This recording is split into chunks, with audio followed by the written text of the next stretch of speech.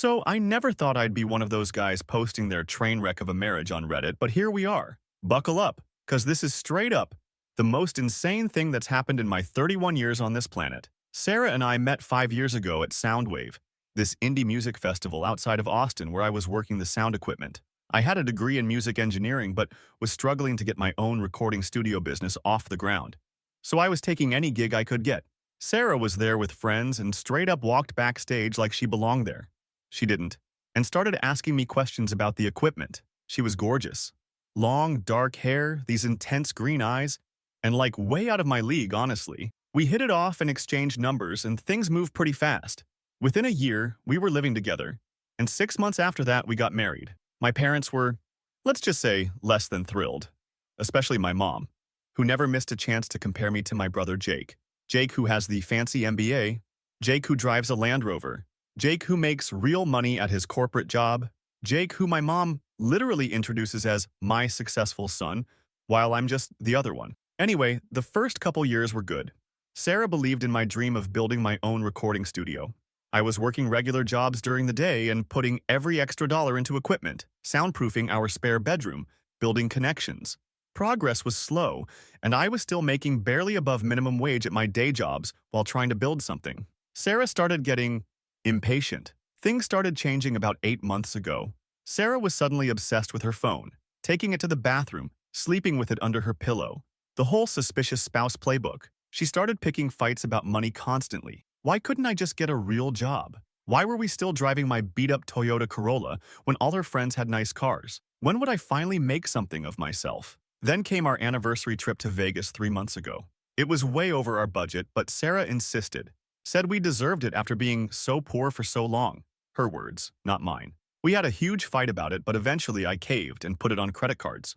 While we were there, Sarah got absolutely wasted the second night. Like embarrassingly drunk. And that's when I made my move. See, about a month before the trip, I had borrowed Sarah's laptop for work when mine crashed. She had her iCloud synced to it, and a text notification popped up from Jake, my brother Jake. It was explicit. I scrolled up and saw months of messages between them, photos, plans to meet up, discussions about how pathetic I was and how they were just waiting for the right time to tell me they were in love. I took screenshots of everything and saved them. I also started researching post-nuptial agreements. Turns out if you get one done right, they're pretty solid in court. So in Vegas, while Sarah was blackout drunk celebrating our anniversary, I had her sign a post-nup that basically said if either of us cheated, we forfeited all assets. She barely remembered signing it the next morning, and I played it off like it was just some reaffirmation of our vows thing the hotel offered. Then I waited. I kept collecting evidence, screenshots, recordings of her talking to Jake on the phone when she thought I wasn't home, all while pretending everything was normal, all while watching her come home late from girls' nights that I knew were spent with my own brother. Yesterday, it all came to a head. I was still struggling with the studio, had lost my day job, and was panicking about bills. Sarah came home, and I tried to talk to her about possibly moving to a cheaper apartment. That's when she lost it. She sneered at me, with this look of pure disgust that I'll never forget, and said, "Your mother was right. I should have married your brother. At least he makes 6 figures, not $7.25 an hour like you pathetic loser." I just smiled and said, "You're absolutely right, Sarah."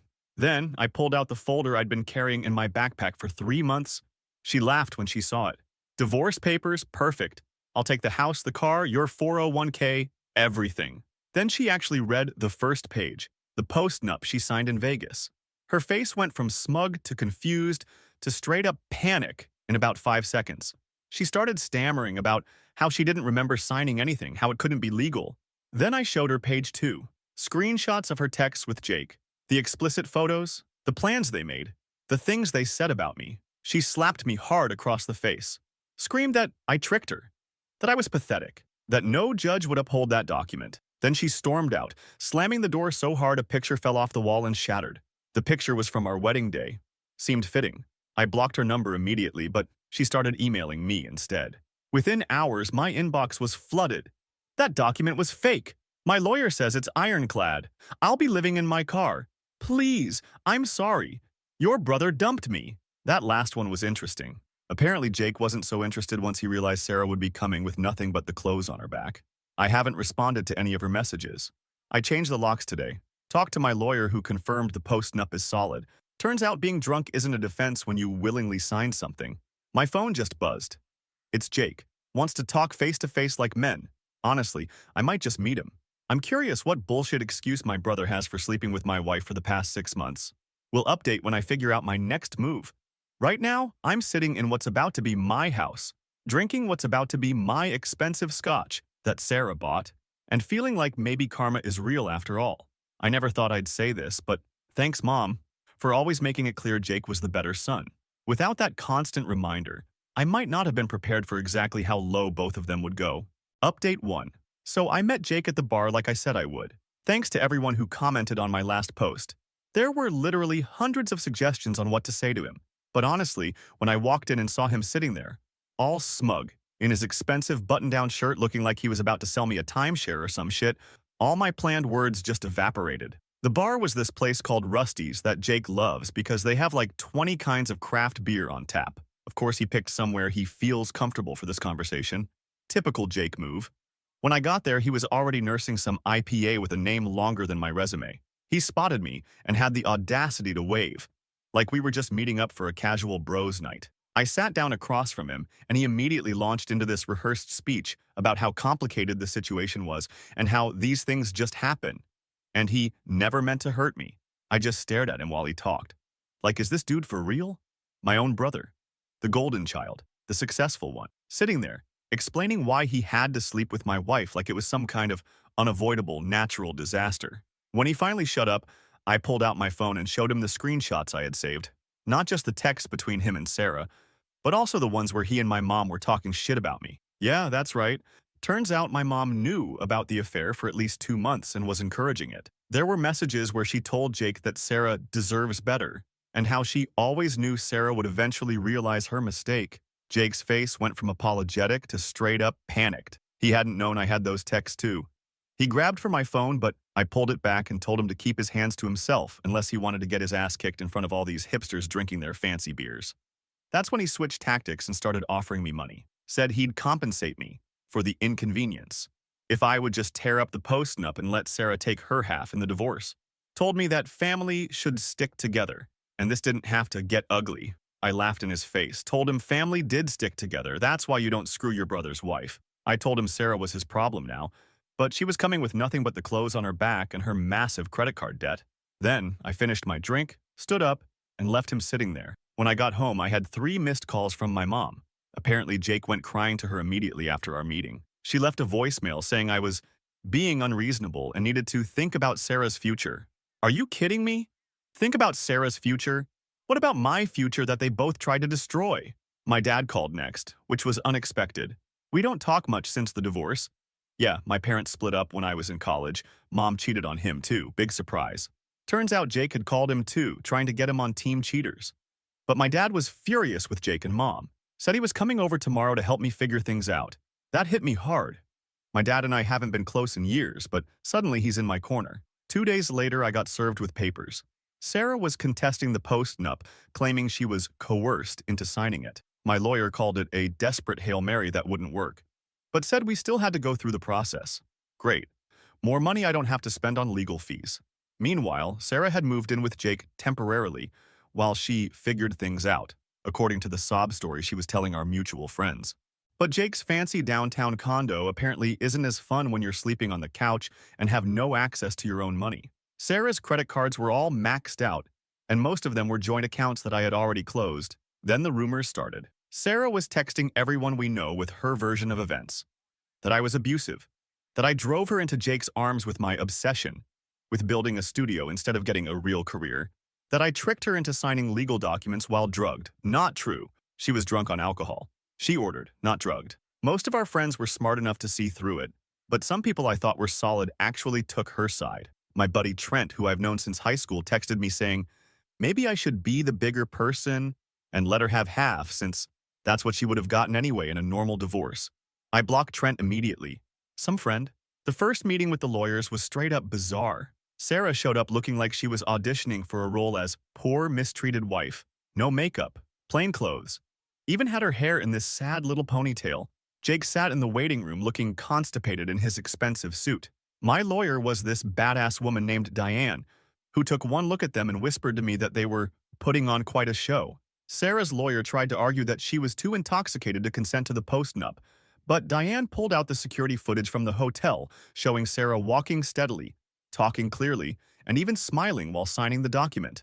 Turns out the hotel's little vow renewal package included video recording for the memories. Sarah's face when that footage played was priceless. The meeting ended with Sarah's lawyer asking for a private consultation with her client. I later found out he told her that fighting the post-nup was a losing battle, and she needed to start negotiating for whatever scraps she could get. That night, Sarah showed up at our house. My house now. She was crying, pounding on the door, begging me to let her in to just talk. Our neighbor Mrs. Chen threatened to call the cops if she didn't stop the noise. Sarah screamed at her to mind her own business, which was a bad move since Mrs. Chen and I have always been friendly. Mrs. Chen did call the cops, and Sarah got escorted off the property with a warning.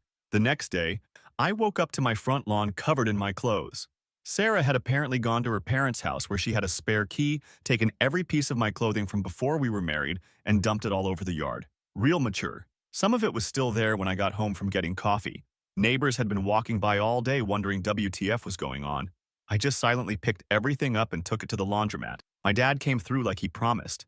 He helped me find a cheaper lawyer who was just as good as Diane, but charged half as much. He also loaned me some money to keep the studio project going while all this legal stuff played out. We spent a whole weekend installing the sound panels I had bought months ago but never had time to put up. It felt good to focus on something productive instead of all this drama. Then came the weirdest development yet. Jake texted saying Sarah was becoming a problem and asked if I would consider taking her back. I didn't even dignify that with a response. An hour later, Sarah texted from a new number. I had blocked her old one, saying Jake was not the man she thought he was, and she had made a huge mistake. I blocked that number too. 2 weeks of relative quiet followed. I focused on setting up the studio, had a couple of potential clients come check it out, and even booked my first real paying gig, a local band wanting to record a 4-song EP. Things were looking up. Then Sunday happened. My mom invited the whole family for dinner. Me, Jake, our cousins, everyone. I wasn't going to go, but my dad convinced me it might be good to show my face and not let them think they'd chased me off. Big mistake. I walked in and there was Sarah, sitting at the table like she belonged there. My mom hugged her and called her sweetheart. Jake was nowhere to be seen. Before I could even ask what the hell was going on, Sarah stood up and announced to the entire family that she was pregnant. And guess whose baby she claims it is? Mine. Update 2. Okay, so I wasn't planning on updating this soon, but holy shit, things have escalated. Last time I left off with Sarah announcing at my family dinner that she was pregnant with supposedly my kid. Let me tell you how that went down. The whole room went silent for like 10 awkward seconds. My cousin Alicia nearly choked on her mashed potatoes. Then everyone started talking at once. My mom was all teary and excited. My aunt was asking about due dates, and my dad just stared at me with this "what the actual fuck" expression. I stood up and straight up asked Sarah when exactly she got pregnant since we hadn't slept together in over 3 months. She started crying, of course, and said it must have been right before things got bad between us. My mom jumped in saying I should be grateful for this second chance, and how a baby changes everything. That's when I lost it. I pulled out my phone, opened the calendar app, and showed everyone that Sarah had her period twice since the last time we were intimate. I'd been tracking her cycle ever since I found out about the affair because I was paranoid about exactly this kind of stunt. Sarah's face went from fake tears to rage in like 2 seconds. She knocked a glass of water into my lap and started screaming that I was obsessed and controlling for tracking her periods. My mom tried to back her up, saying I was humiliating a pregnant woman. My dad, bless him, stood up and asked Sarah point blank whose baby it really was. Sarah stormed out, slamming the front door so hard one of my mom's stupid decorative plates fell off the wall and shattered. Everyone sat there in shocked silence until my cousin Alicia said, "Well, that was awkward AF," and we all started laughing despite ourselves. The next morning, my lawyer called. Sarah had filed for an emergency hearing, claiming I was mentally unstable and threatening her and her unborn child. The judge didn't buy it, especially when my lawyer pointed out the suspicious timing of this pregnancy announcement right after Sarah realized she wasn't getting anything in the divorce. The judge ordered a paternity test, which Sarah tried to refuse on some BS about stress to the baby. That didn't fly either. Test was scheduled for 2 weeks later, earliest they could do it safely. Meanwhile, Jake was suddenly MIA, wouldn't answer calls from Sarah, me, or even our mom. His assistant at work told Sarah he was on a business trip, but I saw him at the grocery store 3 days later. He literally abandoned his shopping cart and speed walked out when he spotted me. Coward. Sarah's desperation was reaching new levels. She showed up at my recording studio while I was working with that local band I mentioned, just walked right in during their session and started crying about how she needed to talk. The band thought it was some weird performance art thing at first until she started throwing their equipment. Had to call security to remove her, and the band was understandably pissed. Almost lost my first real client because of her. The next day, I came home to find my back door lock broken. Sarah had gotten in somehow and taken a bunch of stuff. Not valuable things, but personal items. Old photos, my high school yearbooks, even my grandfather's watch that doesn't even work anymore. When I called to demand she return everything, she said she'd flush it all down the toilet if I didn't agree to meet and talk. I went to her parents' house where she was staying. Apparently, Jake had officially kicked her out. Her dad answered the door looking exhausted. He'd always been decent to me, and I could tell he was embarrassed by this whole situation. He quietly handed me a box with all my stuff and apologized for whatever part of this mess was his daughter's fault. Sarah was upstairs refusing to come down. Her dad told me she was not in a good place and asked if I would consider couples therapy. I just shook my head and left with my box of stuff. That night, I got a text from an unknown number. It was Jake using a burner phone. He wanted to meet somewhere private. I suggested the park near our old high school at 7 a.m. when nobody would be around. When I got there, Jake looked like absolute shit. Unshaven, bags under his eyes, wearing the same Columbia jacket he's had since college instead of his usual designer clothes. He admitted that Sarah had been pressuring him to claim the baby was his. Said she'd threatened to tell his boss about some shady accounting stuff he'd been doing if he didn't step up. Turns out Golden Boy Jake had been cooking the books at work for over a year to make his numbers look better and secure his bonuses. Sarah had found some incriminating emails on his laptop during her time staying with him. For the first time in my life, I actually felt sorry for Jake. He looked pathetic sitting there on that rusty park bench, asking me what he should do. I told him the truth, that I didn't know if the baby was his or maybe some random guy's, but it definitely wasn't mine, and he needed to deal with his own mess. He asked if I would keep quiet about his work situation, and I said I would. Not for him, but because we didn't need any more family drama. He seemed relieved and offered to pay for some of my legal fees as a thank you. I refused. Told him I didn't want his money, I just wanted him and Sarah out of my life for good. As I was walking away, he called after me saying he was sorry, that he'd always been jealous of me. I almost laughed. What was there to be jealous of? My struggling business? My cheating wife? My beat-up Toyota? He said he was jealous that I had the guts to follow my passion instead of doing what everyone expected. Said he hated his corporate job and the person he'd become. I just shrugged and kept walking. Too little, too late, bro. The paternity test day finally arrived. Sarah showed up with my mom, both of them giving me dirty looks in the waiting room. The technician was this no-nonsense woman who'd clearly seen it all and wasn't impressed by Sarah's dramatic sighing and hand-holding from my mom. 2 days later, the results came in, not surprising to anyone with a brain. I was not the father. The clinic couldn't legally tell me if Jake was a match without his consent, but the look on the technician's face when I mentioned he was my brother told me everything I needed to know. My lawyer filed the results with the court immediately. Sarah's final attempt to get her hooks into my finances had failed spectacularly. The judge was not happy about her obvious attempt to manipulate the system and ordered her to pay my legal fees for the paternity testing. That weekend, something unexpected happened. A local musician I'd met at Soundwave years ago reached out asking if my studio was operational yet. Turned out he'd just signed with an indie label and needed to record some demos ASAP. His usual studio had flooded, and someone had given him my number. I quoted him a fair price, and he booked 3 full days right off the bat. The advance payment was enough to cover my mortgage for the month. While setting up for his session, I realized that all this drama with Sarah had actually pushed me to finally finish the studio. Something about channeling all that anger into building something for myself. On Monday, my lawyer called with news. Sarah had finally given up contesting the postnup. The divorce could proceed with the terms we'd established. She'd get nothing except her personal belongings and the debt she'd brought into the marriage. It felt like a weight lifting off my shoulders. I celebrated by buying a 6-pack and sitting in my nearly completed studio, just taking it all in. That's when my phone buzzed with a text from Sarah. "This isn't over. You'll regret what you've done to me." An hour later, my doorbell rang. I opened it to find Sarah standing there with my mom. Sarah was sobbing dramatically while my mom looked grim. Before I could even ask what they wanted, my mom announced that they were filing a restraining order against me because I had supposedly threatened Sarah's life. She held up her phone showing screenshots of texts from me, making violent threats. Texts I never sent, from a number that wasn't mine. That's when I noticed Jake's car parked down the street. Final update. So this is probably my last update on this whole mess. A lot has happened since I last posted about Sarah and my mom showing up with those fake threatening texts. Buckle up, because this finale is wild. When I spotted Jake's car down the street, something clicked. I invited Sarah and my mom inside, which clearly surprised them. They were expecting me to freak out. I calmly asked to see the texts, and my mom handed me her phone like she was presenting evidence at a murder trial or something. The texts were pretty bad. Stuff about how I was going to make Sarah pay and she'd regret crossing me. Basic psycho ex-boyfriend shit that I would never say. But the number they came from was only one digit off from my actual number. Whoever set this up, Jake, got sloppy. I kept them talking while secretly recording the conversation on my phone. Asked innocent questions like when exactly they received these texts and what they plan to do about it.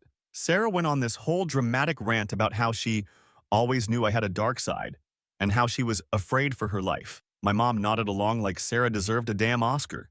After about 15 minutes of this performance, I smiled and said I had something to show them. Pulled up my phone records on my laptop, the real ones from my carrier's website, showing every text I'd sent for the past month. None matched the threatening ones they were claiming came from me. Sarah's face did that thing again where it switches from fake tears to rage in 2 seconds flat. She grabbed a coffee mug off my table and threw it at my head. I ducked and it smashed against the wall. My mom started yelling that I'd obviously deleted the evidence and that they'd take this to the police. That's when I played my trump card. I turned my phone around to show them the recording app running, told them filing a false police report was a crime, and I now had evidence of them planning to do exactly that. My mom went pale. Sarah lunged for my phone, but I held it out of reach.